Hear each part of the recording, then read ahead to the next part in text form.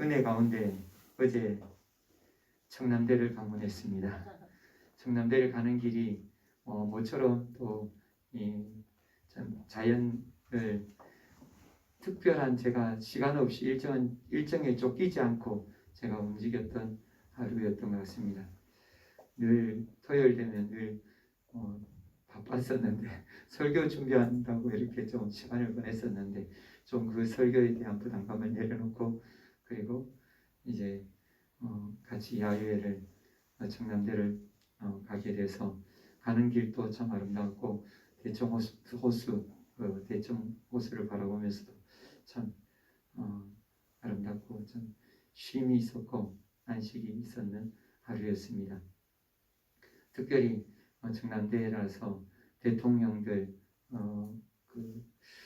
대해서 자세하게 이렇게 이승만 대통령부터 대한민국 대통령들, 역대 대통령들에 대해서 소개하는 그 장소, 그리고 많은 대통령의 그 기념물, 유물들 이런 것들을 보게 되면서 남겨진 것들을 보면서 유품들을 보면서 참 좋은 시간이었던 것 같습니다. 이 청남대가 참 포근하게 잘 지어졌고 그리고 이 산세도 수려하고 여러 가지 이 여건이 참 잘 조성되어 있었습니다. 그래서 너무 참 좋았던 시간이었습니다. 그렇게 청남대를 이렇게 방문하게 된 것도 너무너무 기쁜데 그러면서 이제 제가 또 소망이 생기더라고요. 다음에는 청와대를 한번 방문해야 되겠다 이런 생각을 갖게 되더라고요. 물론 반겨줄지는 모르겠지만 네, 그래서 참 좋은 시간이었습니다. 이렇게 어디를 방문한다는 것 참 기쁜 일이지 않습니까? 오늘 본문에 예수님께서도 고향을 방문하는데 너무너무 기쁜 고향 방문 길이었는데 예수님은 고향 방문 길이 그렇게 기쁘지 않았습니다. 왜냐하면 오늘 본문에 보면 예수님을 사람들이 맞이하지 않고 배척하기 때문입니다. 오늘 예수님을 배척하는 사람들을 통해서 예수님께서는 이 본문을 통해서 우리에게 진리의 말씀을 말씀해 주고 계십니다. 우리가 진리를 깨닫고 하나님의 은혜가 충만한 이 시간 되기를 원합니다. 우리 말씀의 배경이 되는 1절 말씀 우리 다같이 받으시겠습니다. 예수께서 거기를 떠나사 고향으로 가시니 제자들도 따르니라. 아멘. 예수님이 나사렛으로 이 방문을 했을 이때 예수님에 대한 소문이 이미 아마 바다했을 거예요. 왜냐하면 이 나사렛이라는 곳이 갈릴리 호수와 그렇게 먼 곳이 아니에요. 바로 갈릴리 호수의 갈릴리는 상부 갈릴리라고 이 나사렛은 하부 갈릴리라 할 정도로 가까운 지역이에요. 그 가까운 지역에서 사람들은 이 동네 사람들은 다 알고 있었죠. 그래서 너무너무 기쁘게 사람들이 예수님을 맞이할 줄 알았는데 그렇지 못했어요. 예수님의 고향 방문, 예수님은 여러 차례 있었던 것 같아요. 그런데 공생의 오늘 방문은 첫 번째 방문이 아니었어요. 공생의 첫 번째 방문은 누가복음에 예수님께서 공생의 첫 번째 방문에 대해서 말씀해주고 계세요. 첫 번째 방문길을 한번 한번 같이 받으시겠습니다.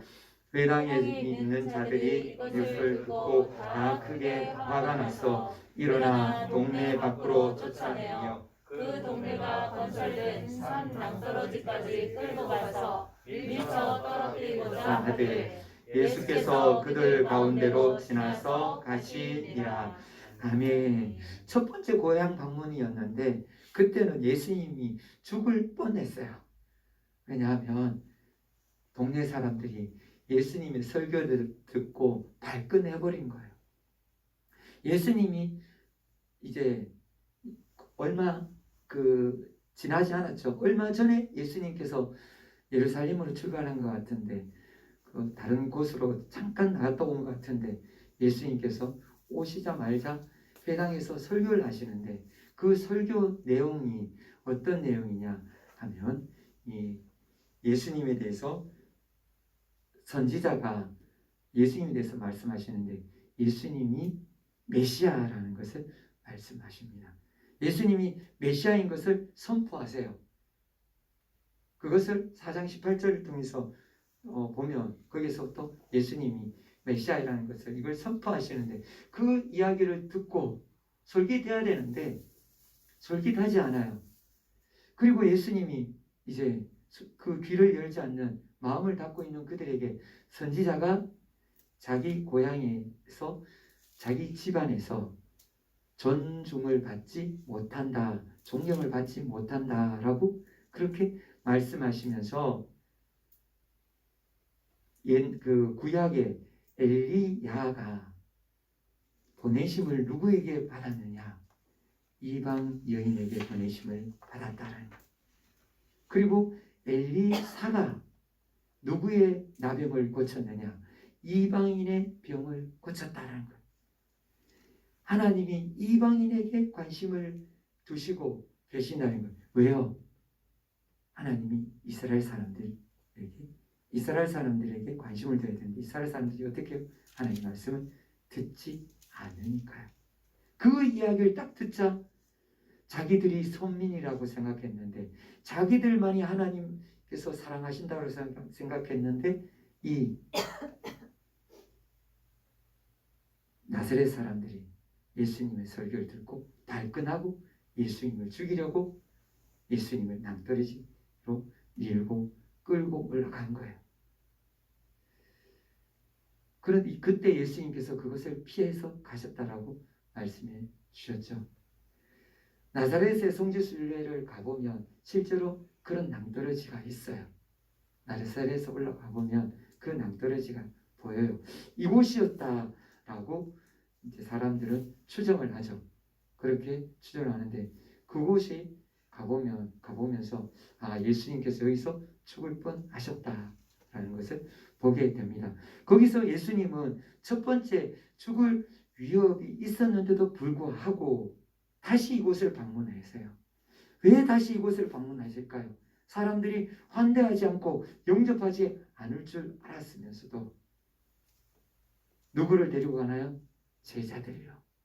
제자들, 12제자들뿐만 아니라 여러 제자들이 함께 했던 것 같아요. 그 많은 사람들을 데리고 이제 다시 한 번 더 고향을 방문합니다. 그 고향 방문에서 2절에 3절에 말씀해 보시면 예수님께서 어떻게 하시는지 말씀해 주십니다. 우리 다 같이 받으시겠습니다. 안식일이죠. 내 땅에서 가르치시니 많은 사람이 듣고 놀라 이르되 이 사람이 받은 이런 것을 얻었느냐? 이 사람이 받은 지혜와 그 손으로 이루어지는 이런 권능이 어찌 됨이냐? 이 사람이 마리아의 아들 목수가 아니냐? 야곱과 요셉과 유다와 시몬의 형제가 아니냐? 그 너희들이 우리와 함께 여기 있지 아니하냐 하고 예수를 배척한지라. 아멘. 예수님은 첫 번째와 마찬가지로 그들에게 복음을 전하러 가셨어요. 메시아가 오셨다는 것을, 예수님이 메시아라는 것을 그들에게 생생하게 들려주시기 위해서 나사렛으로 들어가시고 회당에서 그들에게 선포하세요. 말씀으로 그들에게 보여주세요. 메시아다, 내가 메시아다라는 것을 보여주시는데, 그런데 이번에도 그들의 반응은 역시 첫 번째 반응과 별 차이가 나지 않습니다.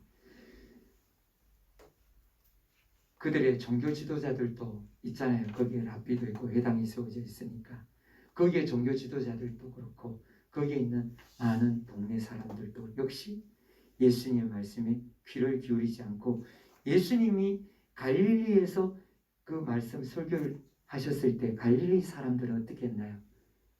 이 말씀은 권능의 말씀이다 라고 하면서 예수님의 말씀이 힘이 있고 능력이 있다는 것을 그들이 깨달았어요. 그런데 이 나사렛 사람들은 그것조차 인정하지 않는 거예요. 그것조차 인정하지 않고 무시하고 다 배척해요.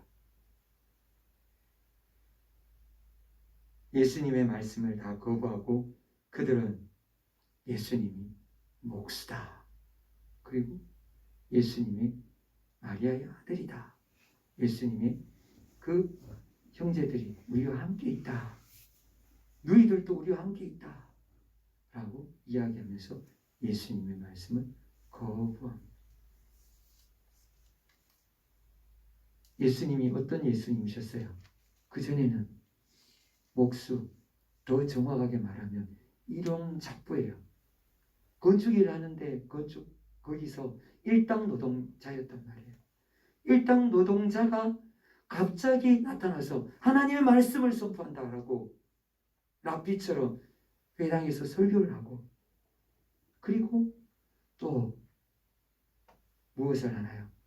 이적과 기적이 나타난다는 거예요. 그러니까 그들이 예수님을 찬양하고 하나님을 찬양하고 높여야 되는데, 그래야 되는데도 불구하고 그들은 예수님의 과거의 모습을 보면서 그들은 예수님을 비아냥거리면서 예수님을 배척합니다.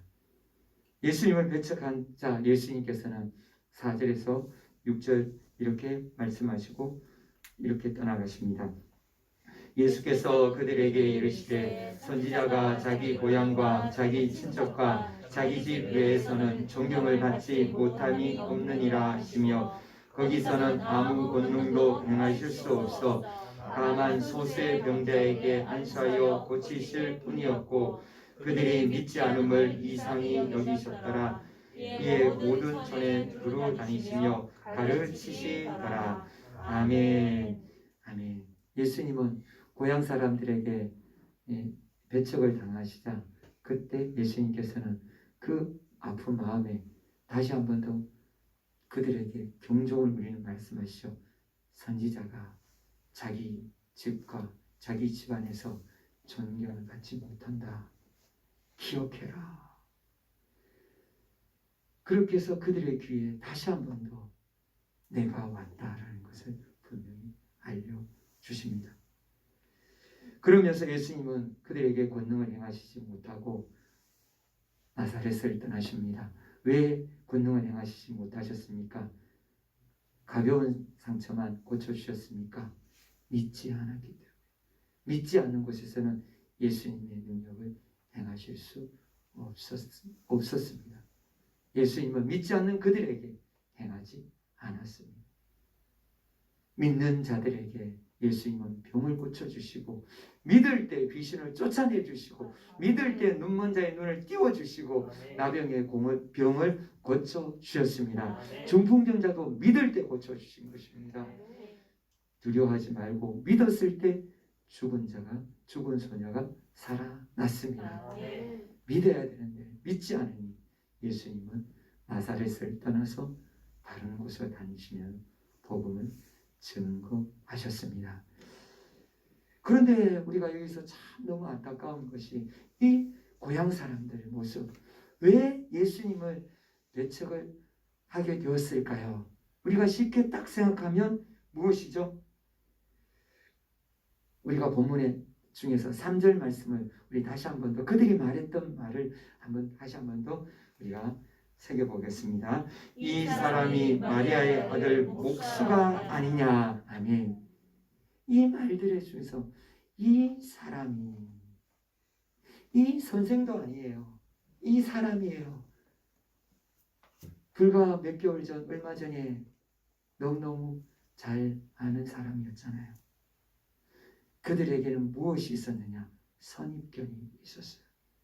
예수님 안다는 거예요. 예수님이 누구인지 안다는 거예요. 근본이 누군지 안다는 거예요. 예수님은 마리아의 아들이라는 거예요. 마리아 부잣집의 아들이 아니고, 잘 나가는 집, 권세 있는 집안의 아들이 아니고, 힘없고 약한 그런 과부의 아들이라는 거예요.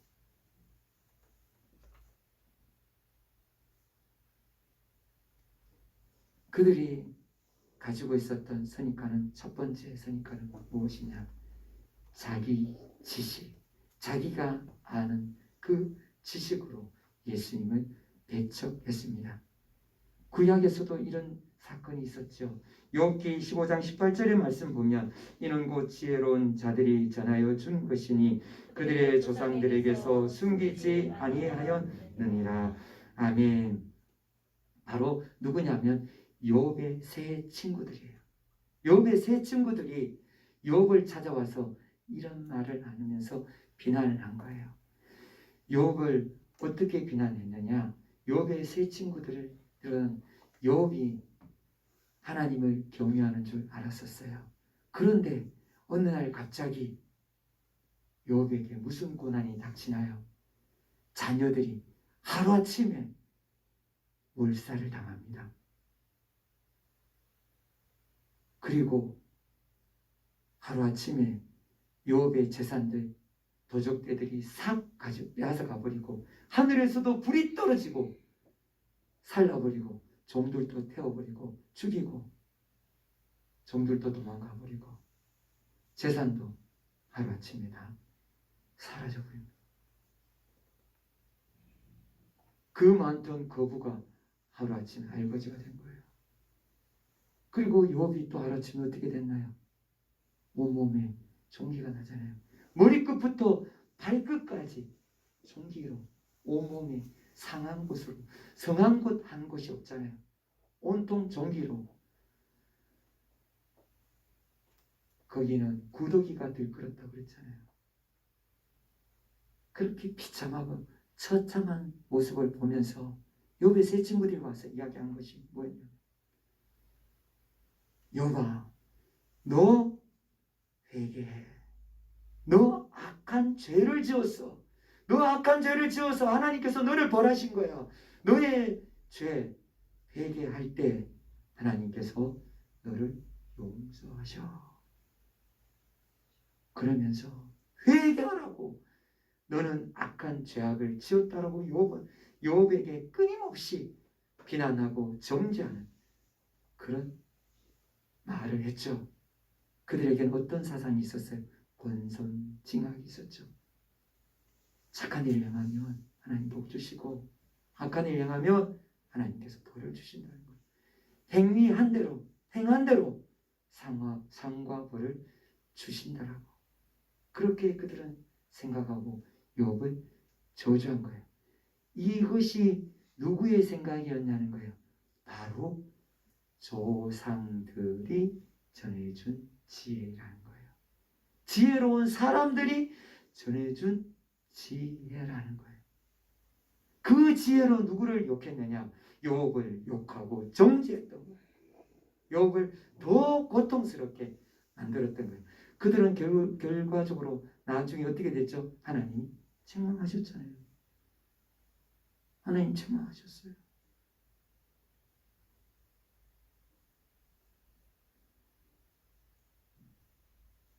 욥에게 잘못된 지혜를 준 것처럼 이 고향 동네 사람들에게 잘못된 지혜를 준 사람은 누구였을까요? 마가복음 3장 22절에 그 사람들이 나와요. 우리 다 같이 받으시겠습니다. 예루살렘에서 내려온 서기관들은 그가 바알세불이 짚였다 하며 또 귀신의 왕을 힘입어 귀신을 쫓아낸다 하니. 아멘. 어디에서 온 사람이요? 예루살렘에서 온 사람이요. 사내들인 공회에서 내려온 그 명망 높은 그런 아주 뛰어난 랍비 중에 랍비고 서기관들, 율법학자고 율법의 박사들이 보낸 사람들이 내려와서 그 사람들이 예수님에 대해서 무슨 말을 해요? 예수님이 기적을 일으키고 귀신을 쫓아내는 것은 누구의 능력이라고요? 귀신의 능력이라고. 바알세불, 귀신의 왕의 능력이라고요. 예수님이 귀신에 미쳤다라는 거예요.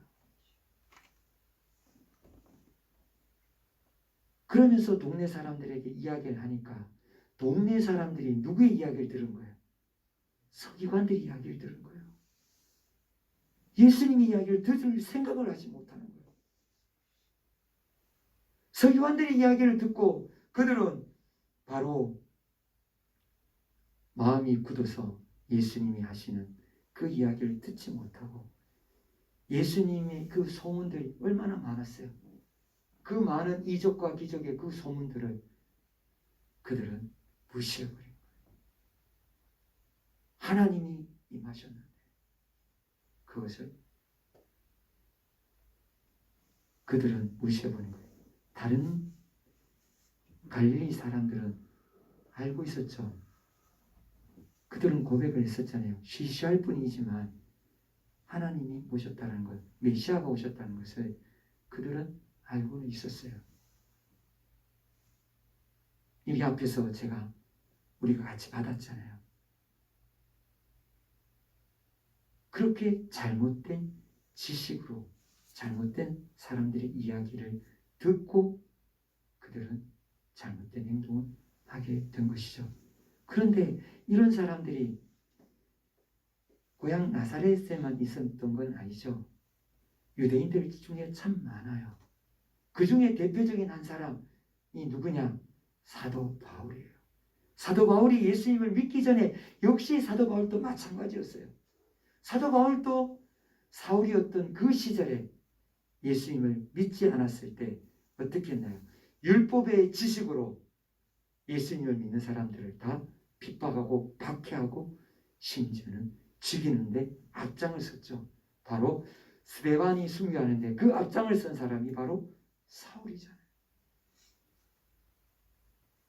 사울은 예수 그리스도를 믿는 성도들을 박해하고 죽이고 그리고 옥에 가두고 예루살렘 교회를 무너뜨리게 하려고 그렇게 가진 방법을 다 동원해서 박해를 했습니다. 예루살렘 교회를 그렇게 박해하고 다메섹에 가서 다메섹에 있는 그리스도인들을 박해하려고 다메섹으로 갈 때 주님이 그를 만나시면서 하는 말씀이 뭐예요? 사도행전 9장 4절 말씀 보면 땅에 엎드려져 들으며 소리가 있어 이르시되 사울아 사울아 내가 어찌하여 나를 박해하느냐 하시거늘. 아멘. 사울에게 분명히 경고하신 것이 무엇인가요? 너 성도들을 박해한 것이 아니라 누구를 박해했다고요? 나를 박해했다고요. 예수님을 박해했다는 거예요. 하나님을 박해했다는 거예요. 그때 사울이 깨진 거예요. 하나님을 박해했다는 것을 알게 된 사울이 그제서야 자기가 무엇을 잘못했는지 깨닫게 되고 하나님의 음성을 듣고 빛을 보고 그리고 그는 3년 동안 구약에서 말씀을 다시 연구하잖아요.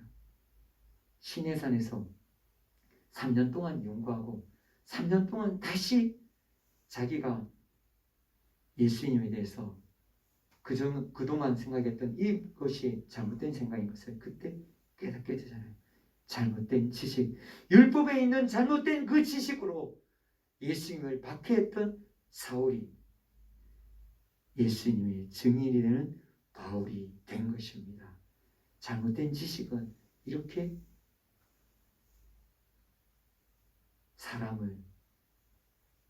사람들을 성도들을 박해하고 예수님을 박해하게 되는 것입니다. 그러면 우리는 잘못된 사상인지 잘못된 생각이고 지식인지 우리는 어떻게 알 수 있을까요? 사도 바울이 했던 것처럼 해야 돼요. 어떻게 해요? 사도행전 17장 11절 말씀 보면 베레아에 있는 사람들은 데살로니가에 있는 사람들보다 더 너그러워서 간절한 마음으로 말씀을 받고 이것이 그러한가 하여 날마다 성경을 상고함으로. 아멘. 말씀을 받을 때 말씀을 달게 받고 그 말씀이 진실인가 확인해야 되는 거예요. 언제 확인해야 돼요? 오늘 말씀 받았을 때 언제 확인해야 돼요? 집에 가셨을 때요. 집에 도착하면 먼저 무엇부터 하시라고요? 오늘 말씀이 진리였는지 확인하셔야 된다고요. 확인하셔서 이 말씀이 정말 하나님의 음성인지 돌아봐야 돼요. 그리고 내가 가지고 있던 지식이 과연 내가 가지고 있던 사상이 하나님의 뜻인지 돌아봐야 돼요. 돌아보지 않으면 어떻게 된다고요? 예수님을 배척하는 사람이에요. 예수님을 박해하는 사람이 된다고요. 잘못된 지식은 예수님을 박해합니다. 우리는 세상의 소리를 들으면 안 됩니다. 우리는 예수 그리스도의 음성을 들어야 될 줄 믿습니다. 우리는 예수 그리스도의 말씀을 들어야 됩니다. 말씀을 읽어야 됩니다. 말씀을 먹어야 됩니다. 말씀을 듣지 않고 말씀을 먹지 않고 읽지 않으면 우리는 한순간에 예수님을 박해하는 사람으로, 하나님을 박해하는 사람으로 우리는 변질될 수 있음을 분명히 기억해야 합니다. 그리고 두 번째로, 왜 이 사람들은 예수님을 박해했을까요? 계속해서 3절 말씀을 우리 계속해서 받으시겠습니다. 야고보와 요셉과 유다와 시몬의 형제가 아니냐? 그 누이들이 우리와 함께 있지 아니하냐? 아멘. 바로 누구냐? 예수님에 대한 잘못된 지식뿐만 아니라 무엇 때문이냐면 자존심이에요. 그들이 갖고 있었던 자존심. 바로 예수님이 누구인지 그들이 알고 그들은 자기들 자존심을 내세운 거예요. 예수님이 일용잡부 출신이잖아요. 일용잡부고 예수님의 동생들도 또한 뭐예요? 일용잡부잖아요. 아무 지식도 없고 율법에 배운 학식도 없고 학교도 다니지 않았고 할 수 있는 것은 막노동하는 일뿐이었는데 자기 집을 고치러 오고 자기 집을 지었던 그 사람들이 바로 예수님이고 예수님의 동생들인데, 그리고 그 여동생들이 예수님과 함께하고 있는데 그들의 자존심은 예수님을 인정할 수 없었던 것입니다.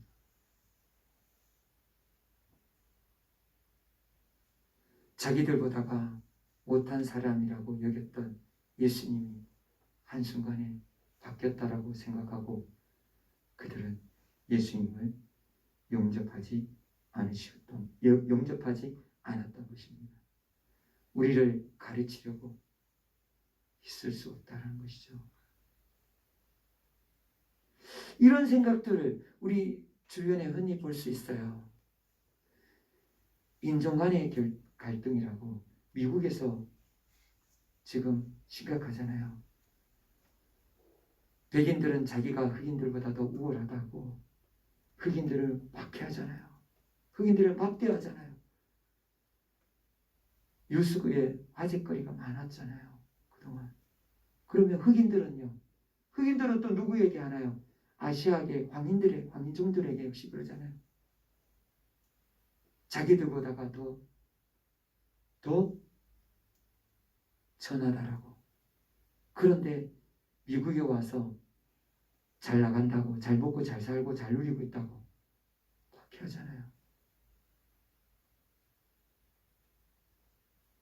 우리나라는 안 그러나요? 우리나라도 역시 마찬가지잖아요. 누구에게요? 동남아시아에서 우리나라 일하러 오는 분들한테 우리는 어떻게 대하나요? 그분들한테 존중하고 있나요? 제가 아는 지인 중에 한 분도 동남아시아에서 우리나라에 왔는데 열심히 직장에서 일을 했어요. 그런데 돈 한 푼도 받지 못하고 쫓겨났어요. 왜 쫓겨났느냐? 그들이 들어올 때 입국 비자가 일할 수 있는 비자였으면 법의 보호를 받아요. 그런데 일을 할 수 없는 비자를 갖고 들어오기 때문에 그것을 악용한 거죠. 악도급주들 때리고 그들에게 돈을 주지 않고 노동을 착취하는 것이죠. 임금도 착취하는 것이죠. 그게 우리나라에서도 있어요. 동남아시아에서 왔다고 얼마나 우리가 무시하고 우리 선입관에 우리 생각 중에 그런 것들이 깔려있지는 않습니까?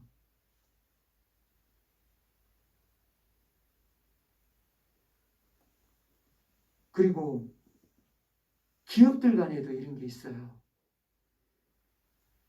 우리 중흥 스타클래스 많이 들었죠? 세종시에 건설은 거의 대부분 중흥 스타클래스가 했기 때문에 그래서 많이 알려져 있습니다. 근데 이 중흥그룹이 대우건설을 인수한다고 그 소식을 뉴스에 나온 적이 있어요. 그러니까 난리가 났죠. 고래를 품었다.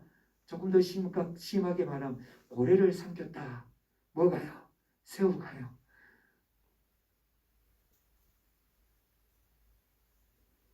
대우건설이라면 전 세계적으로 알려진 건설이에요. 중흥건설은요, 대한민국에서도 알려지지 않은 건설이에요. 그런데 그 회사가, 그 그룹이 대우건설을 어떻게 인수를 해? 지방의 작은 기업이 어떻게 서울에 전 세계적으로 알려진 그 대기업을 어떻게 인수를 한단 말이지? 있을 수 없다는 거죠. 지방 사람들 안 된다는 거죠.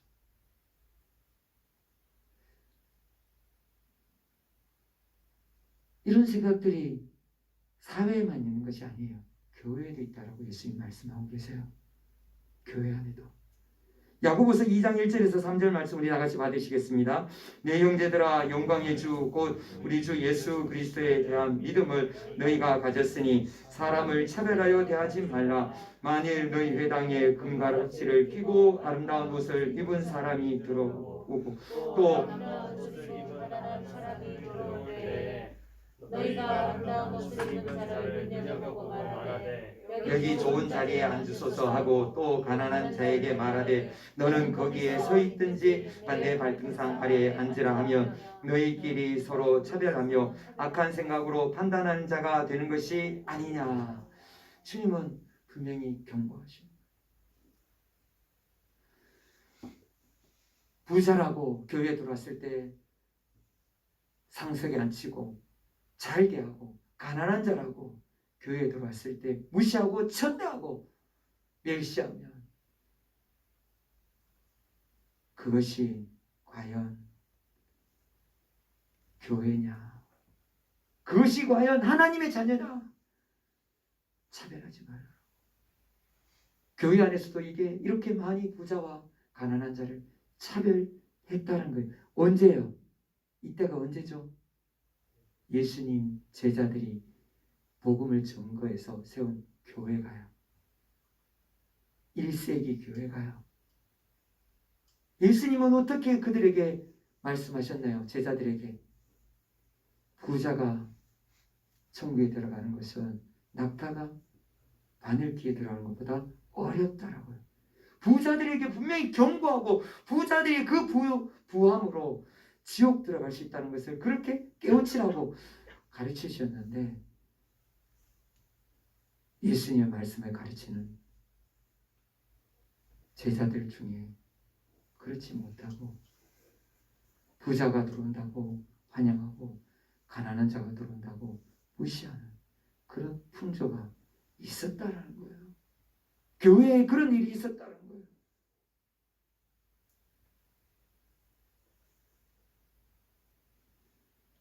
주님은 우리에게 분명히 말씀하신 그 말씀, 돈의 노예가 되면, 재물의 노예가 되면 우리가 천국에 들어가기 어렵다는 것을 분명히 말씀하셨습니다. 교회에서 돈의 노예가 되어서는 안 됩니다. 교회에서는 가난한 형제라고 무시해서는 안 됩니다. 그리고 또 가난한 이웃을 도와줘야 됩니다. 어제 청남대에 들어가는데 청남대 입구에서 보니까 오른쪽에 한 아주머니 한 분이 열심히 뭔가를 공부를 하고 있었어요. 100원만 있으면 이 아이들이 한 끼 식량이 해결됩니다. 100원만 후원해 주세요. 기아 대책도 있고 많은 단체들이 있어요. 아프리카 유니세프 참 많은 단체들이 있습니다. 우리는 단돈 10,000원이라도 우리는 후원해야 됩니다. 우리는 불과 70년 만에 지금 전 세계에서 가장 가난한 나라, 그 나라가 그 나라였던 우리가 전 세계에서 10위권에 들어가는 이 경제부국으로서 너무너무 잘 먹고 잘 살고 있어요. 우리는 너무너무 잘 누리고 있어요. 우리는 더 부자라고 더 부해지려고 하지 말고 우리는 가난한 자에게 눈을 돌려야 합니다. 가난한 이웃을 향해 눈을 돌려야 됩니다. 특별히 성경은 가난한 형제에 대해서 분명히 기억하라고, 그들에게 손을 내밀라고, 내밀지 않으면 어떻게 되느냐, 내밀지 않고 그들을 무시했다가는 주님은 분명히 말씀하셨습니다. 마태복음 18장 10절에 삼가 이 작은 자 중에 하나도 없인 여기지 말라. 너희에게 말하노니 그들의 천사들이 하늘에 계신 내 아버지의 얼굴을 항상 배우느니라. 아멘. 어린아이라고 하더라도 무시하지 말고 가난한 이 작은 자, 가난하고 어린다고 다 무시하지 말고 다 그들을 하나님은 돌아보라고 분명히 말씀해 주셨습니다.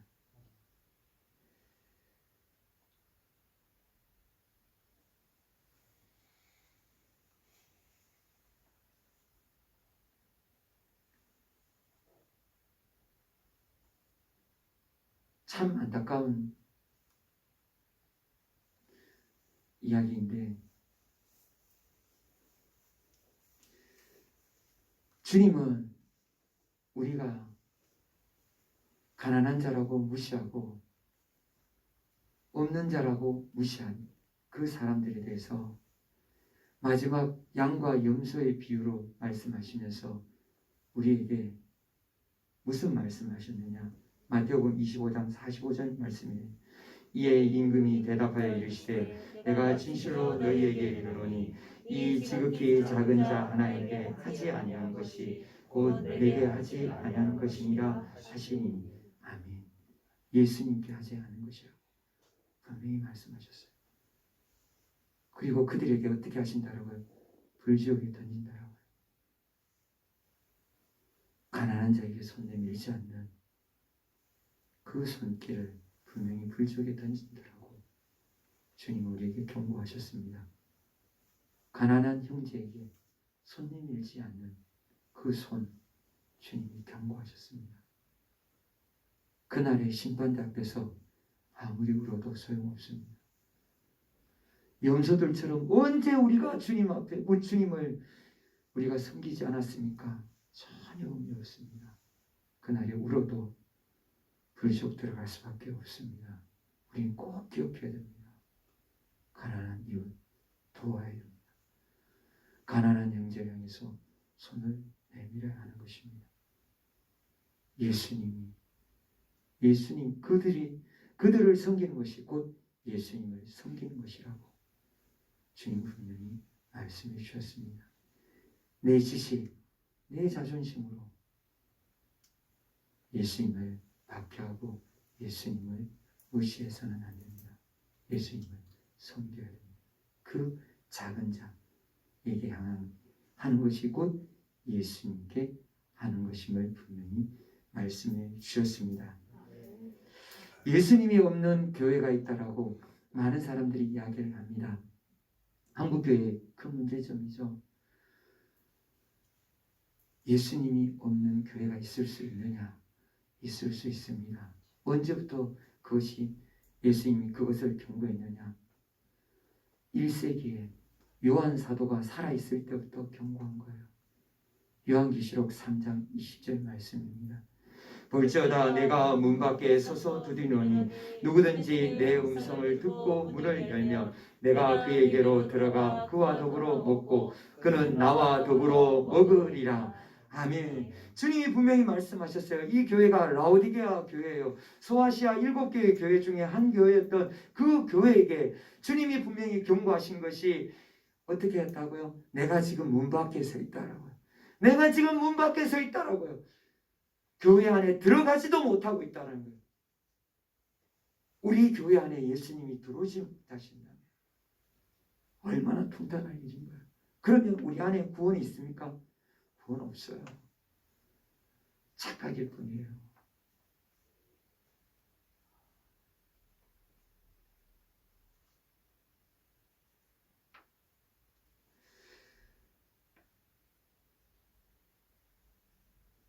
예수님은 내가 문 밖에 서서 두드린다. 내가 문 밖에 서서 두드린다.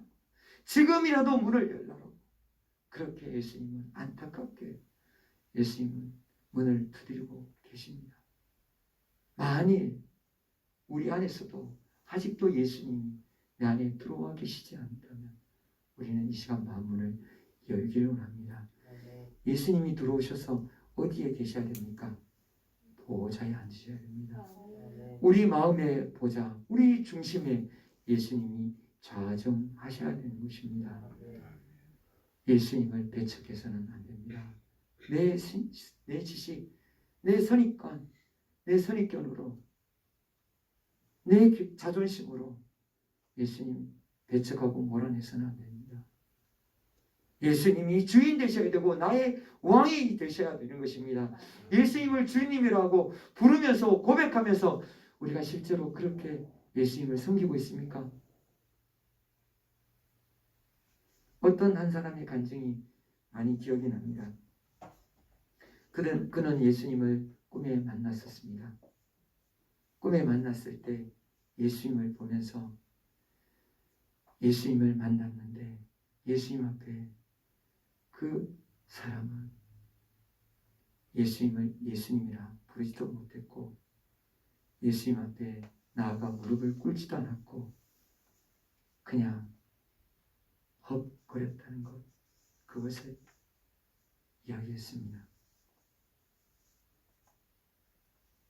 왜 그 사람이 그렇게 했느냐? 예수님이 자기가 기대했던 예수님의 모습이 아니었기 때문이죠. 자기가 꿈꿔왔던 그 예수님이 아니었던 것이죠.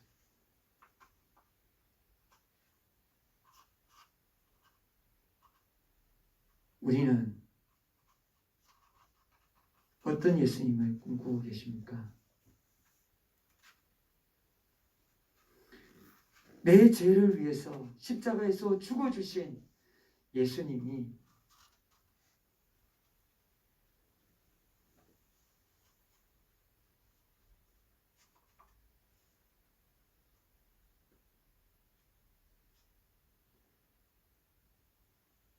그 예수님이 발 앞에 눈앞에 있는데 그 예수님을 보면서도 감동이 없다면 그 사람은 과연 예수님이 왜 필요한 것입니까? 예수님의 보혈로 죄사함 받는 거요. 십자가의 죽으심으로 내 모든 죄 사함 받고 천국 들어가는 거예요. 우리가 정말 예수님을 따라가는 거고 예수님을 예배하고 예수님을 따르고 예수님을 찾는 이유가 죄사함 받는 그 하나만의 그 하나뿐입니까?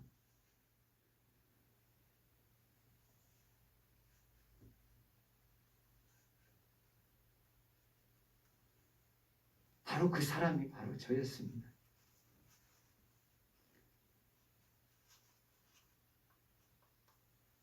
제가 너무너무 안타까웠던 것이 예수님을 보면서 내가 왜 예수님이 필요했고 왜 예수님을 위해서 살아가는지 전혀 제가 알지 못했고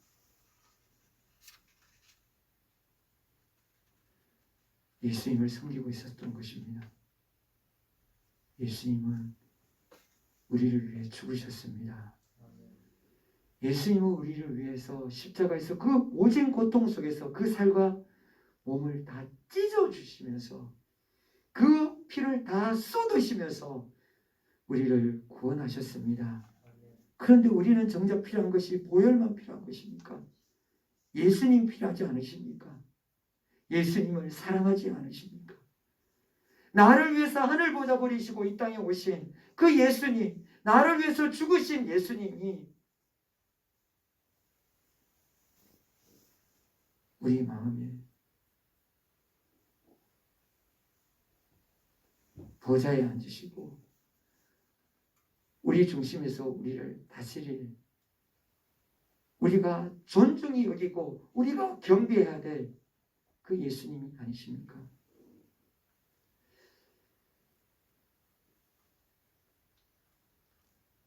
저는 우리 애가 가지고 있는 그 지식들과 우리가 가지고 있는 자존심, 선입견뿐만 아니라 우리가 가지고 있는 것들로 예수님을 배척하고 예수님을